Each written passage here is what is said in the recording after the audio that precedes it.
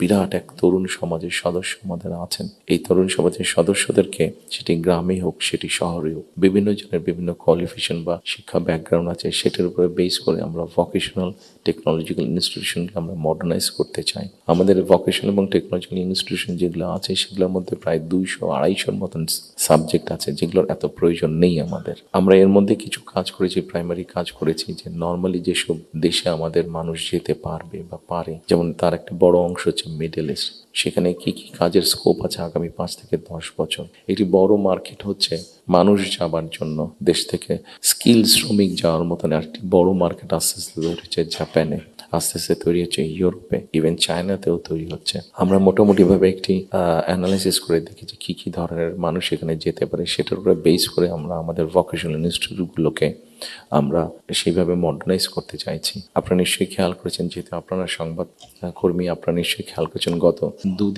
গত কয়েকদিনে আমার সাথে বেশ কিছু বিদেশি ডিপ্লোমেট দেখা করেছেন। ওনাদের মধ্যে যে সকল দেশগুলো এই ভোকেশনাল এবং টেকনিক্যাল ইনস্টিটিউশনে ওনারা অনেক ডেভেলপ, তাদেরকে আমরা বলেছি যে আপনাদেরকে এই সহযোগিতা করতে হবে। ওনারা খুশি মনে আমাদেরকে বলেছেন যে ওনারা এই ব্যাপারে সহযোগিতা করবেন। আমরা যদি আমাদের ছেলেদেরকে, এই মুহূর্তে 8 থেকে 10 লক্ষ মানুষ প্রতি বছর বিদেশে যাচ্ছে, তার মধ্যে প্রায় 6.5-7 লক্ষ মানুষ মধ্যপ্রাচ্যে যাচ্ছে, কিন্তু আপনারা যদি খেয়াল করে দেখেন যে তারা যে যাচ্ছেন মধ্যপ্রাচ্যে, তারা কিন্তু আনস্কিল্ড হিসেবে যাচ্ছেন। তাদেরকে যদি আমরা কিছুটা ভাষা শিখিয়ে দিতে পারি এবং সেখানে যেই কাজগুলোতে তারা যাচ্ছেন সেগুলোর ব্যাপারে মিনিমাম ট্রেনিং দিয়ে দিতে পারি, তাহলে কিন্তু গিয়ে তারা ওখানে বেটার করতে সক্ষম হবেন। ঠিক এইভাবে যদি আমরা রিসার্চ করে যদি মার্কেটগুলোকে বের করতে পারি, তাহলে দেশের বাইরে আমরা বহু সংখ্যক অ্যাকাউন্ট যে 8 থেকে 10 লাখ, অ্যাবাউট 1 মিলিয়ন মানুষ বিদেশে যাচ্ছে, এটাকে খুব সহজে 2 থেকে 3 বছরের মধ্যে পসিবলি 1.5 to 2 মিলিয়ন করা যাবে।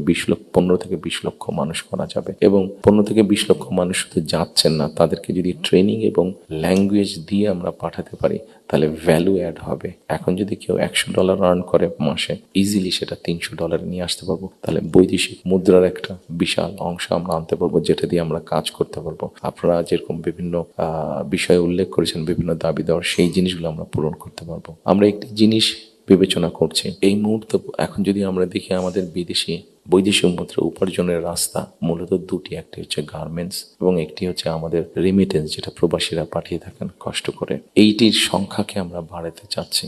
আমরা একটি চিন্তা ভাবনা করেছি, এর মধ্যে নিজেদের মধ্যে আমরা আলাপ করেছি, যে কোনো উদ্যোক্তা যদি একটি ইন্ডাস্ট্রি বা ফ্যাক্টরি সেট করেন, যেটির শতকরা 100 ভাগ পণ্য বিদেশে রফতানি হবে।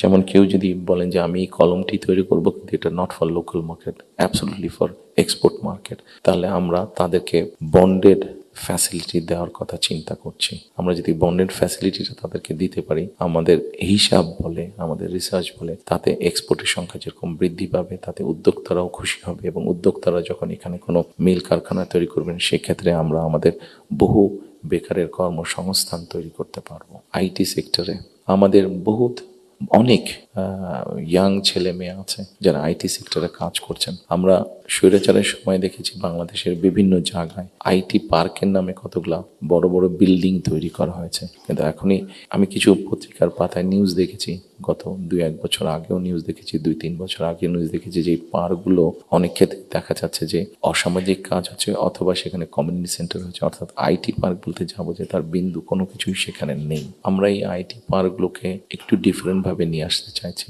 আমাদের বিভিন্ন জায়গায় যে এই আইটি পার্কগুলো আছে, এই আইটি পার্কগুলোকে আমরা ওই এলাকায় যদি আমরা বের করতে পারি, আমাদের তরুণ সমাজের কারা কারা আইটিতে কাজ করছেন, অনেকেই কাজ করছেন। কেউ কাজ করছেন ডাটা প্রসেসিংয়ে, কেউ কাজ করছেন হয়তো কোনো রকম ডিজাইনিংয়ে, কেউ কাজ করছেন হয়তো অনলাইন শপিং মানে অনলাইন ট্রেড করছেন অনেকে। আমাদের একটা চিন্তা ভাবনা আছে যে এই মানুষগুলোকে একত্রিত করে আমরা ওই আইটি পার্কগুলোকে ফ্রি ওয়াইফাই দেবো এবং তাদেরকে ছোট ছোট স্পেস করে তাদেরকে অফিস করে দেবো।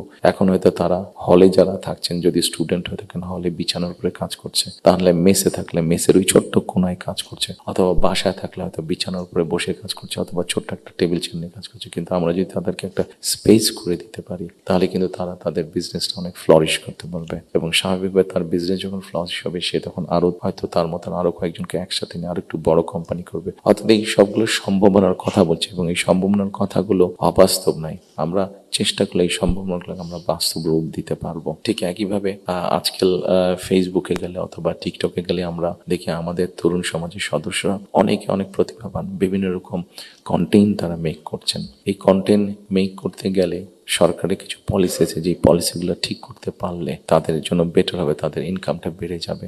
ইন্টারন্যাশনাল গেটওয়ে যে আছে, যেখানে কারেন্সি আসে বা যায়, এখানে কিছু সমস্যা আছে, পেপাল সহ এরকম যেগুলো আছে, আমরা এরই মধ্যে তাদের সাথে কথা বলেছি যে কিভাবে এই সমস্যাগুলো সমাধান করা যায়। অর্থাৎ যারা আমাদের অনলাইনে কাজ করবে বা কন্টেন্ট মেক করবে, এরা যে যাবে, এরা যে অ্যাড হবে, যে ইনকামটা তাতে আসবে, সেটা কিভাবে সহজে তাদের কাছে এসে পৌঁছতে পারে, এই ব্যাপারে আমরা তাদের সাথে মোটামুটিভাবে আলাপ করেছি। ইনশাল্লাহ আমরা গভর্নমেন্ট ফর্ম করতে পারলে এই ব্যাপারটা আমরা দ্রুততার সাথে করতে তখন সক্ষম হব এই সমস্যাটার সমাধান করতে।